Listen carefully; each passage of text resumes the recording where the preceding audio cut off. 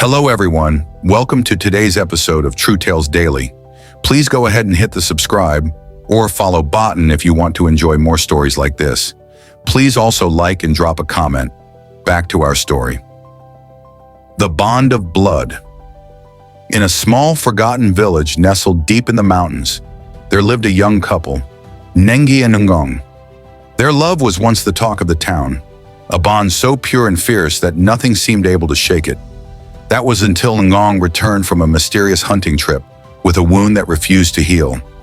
The wound on his chest was no ordinary injury. It pulsed with a dark energy, a deep crimson hue radiating from its jagged edges. The village healer tried every salve and chant, but declared it a curse.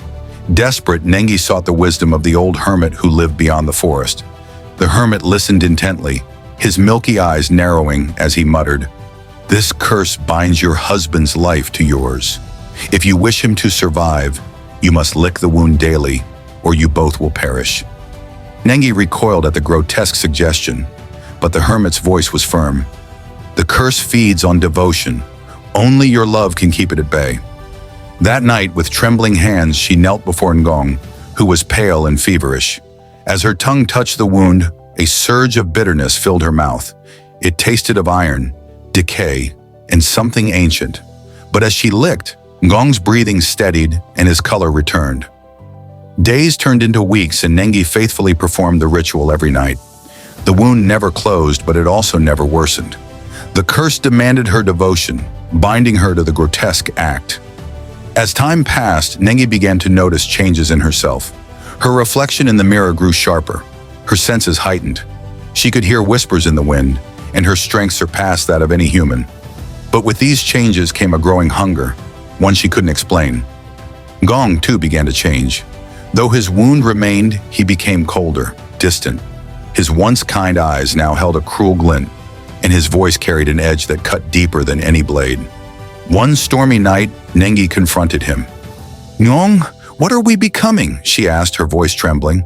He laughed, a hollow, sinister sound. "You think this curse was an accident?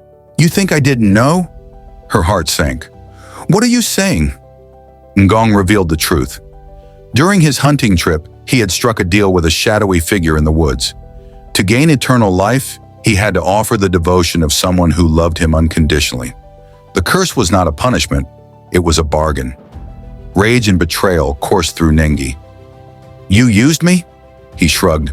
"You've always said you'd do anything for me. And look, you've grown stronger. Isn't this what love is? Sacrifice?" That night as Ngong slept, Nengi stood over him, her heart a storm of anguish and fury. She realized the curse had given her the power to break free. But to do so, she had to make a choice. With trembling hands, she licked the wound one last time.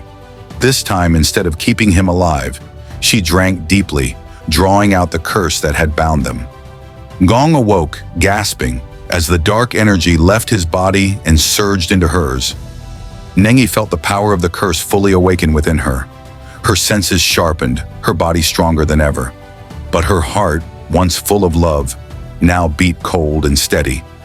As the first rays of dawn broke through the window, Nengi stood over Ngong's lifeless body. She whispered, "Love may require sacrifice, but betrayal demands justice." And with that, she disappeared into the mountains, a shadowy figure with a hunger for justice and vengeance. Congratulations if you watched to this point. Let me know your thoughts in the comments section. See you on tomorrow's episode.